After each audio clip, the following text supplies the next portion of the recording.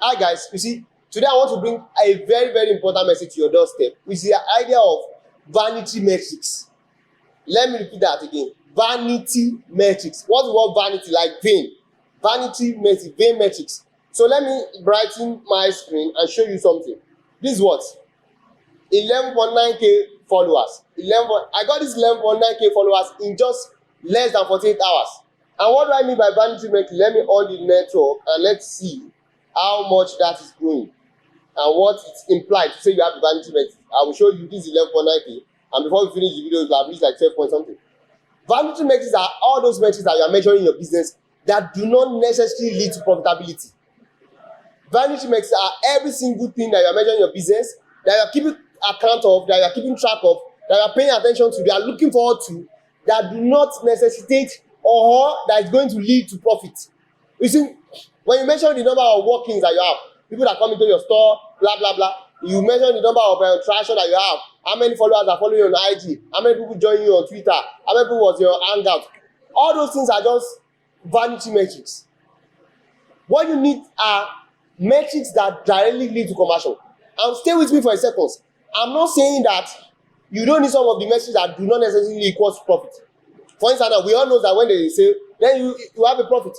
But what about where there's walking? Maybe your business about how many spa, how many people that come for your spa, and then you have 1,000 walking, and then there's 500 of them that book you, and then there's 200 that finally show up. If you have such metrics and you're measuring from how many people come to our doorstep, and how many people show this content, and how many people end up booking, how many people end up buying, that's okay. But if you're having vanity metrics that do not necessitate or lead to profit in any way, such as this one I'm showing you right now, it is useless.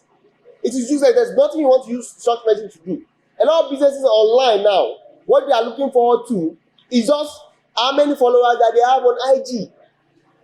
You run ad campaign, and all the ad campaign that you have is about increasing your followership or getting to people to come to your platform, and all of those vanity vain metrics. I'm trying to reload this so I can see how much is achieved in how many seconds. It's about looking up for all of these things. You can get it. You can get it. It's so cheap. If you look at this, 12k. We're at 12k. All of this can be gotten for so cheap, for so available anywhere. So with one true trick or the other, I go. If you want my team to grow your Instagram follower, you can reach out to them. They'll grow it in split of seconds. You can enter 1 million followers even if you like. But then all those vanity metrics do not necessarily lead to conversion. Now, let me give you an extra tip that a lot of people will not talk about. Vanity metrics will not directly lead to conversion. And here it is, I have 12,000 followers of people that I don't know. Maybe they're from India or Nigeria and something like that. But bottom line, this same vanity metric can be used for something meaningful. And that's the actual space I want to take you to. We have talked about vanity metric. Why you don't need a lot of people to just walk into your door and do nonsense. Or why you don't need all of these 1,000 followers on Instagram, or 2,000 or 12,000 followers on Instagram that do not lead to conversion. But then, if you can gather vanity metrics and make a story of it, exactly, right now I'm making a content about vanity metric, and I'm showing you that I already have 12,000 followers on Instagram, and then before you know it, maybe if I refresh that, it's already like 12.1k. Then you can structure your content to talk about stuff like this. For instance, I was with a client the other day, and we have all this traction. We brought in a celeb, and we have all this traction. Then we made records and videos of people actually showing and craving for our brand. And that way we turn that vanity environment, that vanity metric, we turn it into a reusable content that can now be used in our advertising in order to generate profit. This is a video about the fact that I have 12k followers that are vain. But people that look at this content, we tend to trust the fact that this is an authority talking about how to go about your business, how to set up your business, how to look for the right metric. And now I'm using that to bring value to your doorstep. Value is the antidote of skepticism. So if I make 12k followers in just 24 hours, and I use it to make a content like this content is actually the key message. It's actually the key thing I'm trying to do. This content is what actually is not the vanity metric. This content is the content I can push to real audience that can lead to conversion into people buying into my business. I'm a business strategist. I help businesses help grow their content, help grow their audience, help scale their business online. So if I make this content out of a vanity metric, then this content can now become a valuable content that can lead to conversion, not the vanity. So vanity metrics like this is meant to be used as a theatrical effect. You need to use it as a theater. In itself, it's a vanity metric. Don't look out for them. It is for the purpose of theater that you can have all these vanity metrics. For theater purpose, for everything that is theater, you see 100 new more followers and see 12.1k, 12.1k. So the purpose of this is to show you vanity metrics that can give me credibility in order to actually sell you stuff. So don't look for vanity metrics for their own sake. Don't look for followers, engagement, tweet, comment. I have a post here that is 1,000 plus. I have a post here. Look at this. 1,000. Look at this. 1,000 what? This is 1,173 likes.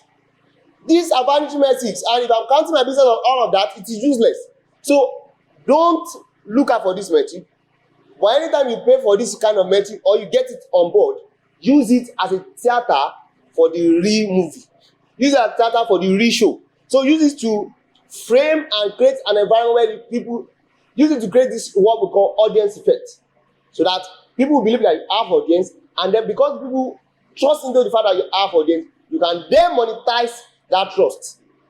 Vanity metrics are useless. You don't need to bank on them. That's why you see a lot of Instagram influencers that have 1 million followers, that if they post you, there's nothing that's going to happen.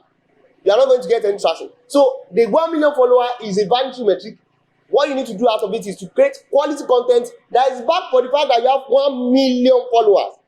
That will make you an authority. You know, last time I was talking about content authority, and that will make you an authority that you can check the video about content authority in any of the link below, or you check it in our feed. So that will give you, back to my point, it will give you the authenticity for you to now sell to people. So, but don't bank on this vanity metric. Don't look out for this vanity metric.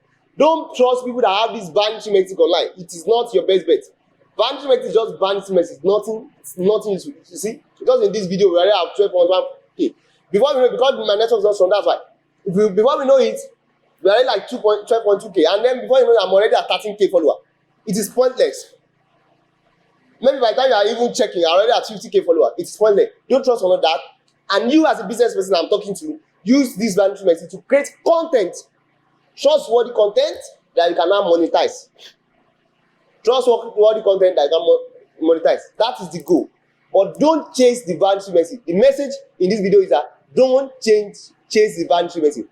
And for every vanity metric that you have gathered, you should use them for what? A theatrical effect.